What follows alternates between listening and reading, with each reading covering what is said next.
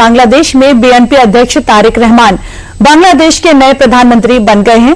राष्ट्रपति मोहम्मद शहाबुद्दीन ने संसद भवन में तारिक को पीएम पद की शपथ दिलाई। तारिक रहमान पहली बार प्रधानमंत्री बने हैं। तारिक रहमान के मंत्रिमंडल में रहमान के अलावा 25 कैबिनेट मंत्रियों और 24 राज्य मंत्रियों को भी शपथ दिलाई गई। इनमें एक हिंदू मंत्री निताई राय चौधरी और एक बौद्ध मंत्री दीपेन देवान चकमा भी शामिल हैं। 25 कैबिनेट मंत्रियों में से 17 नए चेहरे हैं।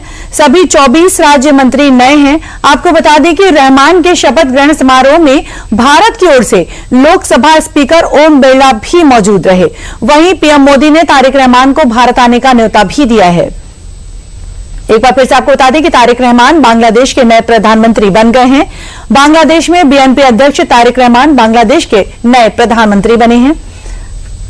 राष्ट्रपति मोहम्मद शहाबुद्दीन ने संसद भवन में तारिक को पीएम पद की शपथ दिलाई है। भारत की ओर से इस शपथ ग्रहण समारोह में ओम बिरला ढाका गए थे। आपको ये भी बता दें कि लोकसभा स्पीकर ओम बिरला तारिक रहमान से मुलाकात भी उन्होंने की है। यह मुलाकात ढाका में नई सरकार के शपथ लेने के तुरंत बाद हुई।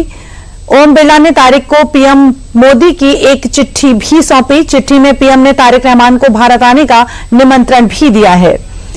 बीएनपी नेता तारिक रहमान ने बांग्लादेश के नए प्रधानमंत्री के रूप में शपथ ले ली है भारत की ओर से, और तारिक रहमान की पार्टी बीएनपी ने बांग्लादेश भारी बहुमत से जीत दर्ज की है। बांग्लादेश के आम चुनाव में बीएनपी ने 297 सीटों से 209 में जीत दर्ज की है। बीएनपी ने बहुमत के लिए जरूरी 150 आंकड़े पार किए। तारिक रहमान की पार्टी बीएनपी बांग्लादेश को भारी बहुमत से जीत दर्ज की और बीएनपी ने 297 सीटों में से 209 में सीटें जीती हैं। जरूरी 150 के आंकड़े को भी पार किया है। और इस विषय पर अधिक जानकारी के लिए वीएन भट्ट जी हमारे साथ जुड़े हुए हैं, वरिष्ठ पत्रकार हैं। आइए इनसे जानते हैं। वीएन भट्ट जी, स्वागत है आपका कार्यक्रम में। तारिक रहमान के मंत्रिमंडल में एक हिंदू और एक बौद्ध जनप्रतिनिधियों को स्थान दिया गया है।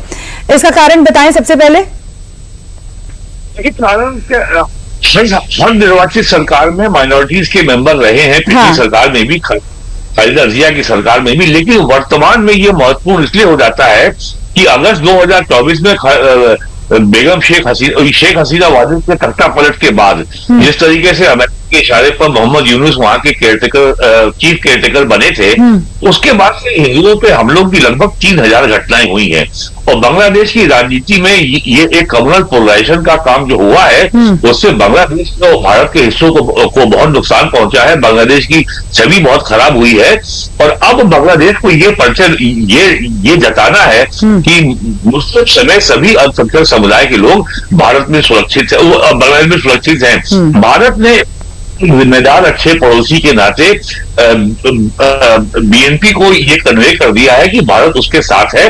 दिसंबर में तारिक रहमान की मां का देहांत हुआ था, तो भारत के विदेश मंत्री ढाका गए थे और अभी उनका जो कल शपथ ग्रहण समारोह हुआ है, उसमें प्राइम मिनिस्टर मोदी को इनवाइट किया गया था, लेकिन क्योंकि पीएम एआई समिट दिल्ली में चल रहा है, फ्रांस के राष्ट्रपति भारत आए हुए उसमें व्यस्त थे, तो इस वजह से वो नहीं जा पाए जी। तो ओम बिरला ने उनको वहां पे प्राइम मिनिस्टर का भी जो है आमंत्रण का पत्र उनको डिलीवर किया। अब तारिक रहमान जो वहां के प्राइम मिनिस्टर बने हैं, उनको अपने आचरण से और अपनी नीतियों से ये दिखाना है कि वो भारत से कैसे संबंध चाहते हैं। बांग्लादेश 3 तरफ से भारत से घिरा है और बांग्लादेश के सर्वाइवल के लिए सर्वाइवल के लिए भारत की आवश्यकता है। उसको डीजल, पेट्रोल और बिजली, सीमेंट, आलू, प्याज, दवाइयां, सबको तो भारत से जाता है। यहाँ तक कि ट्रक, बस के टायर भी भारत से जाते हैं।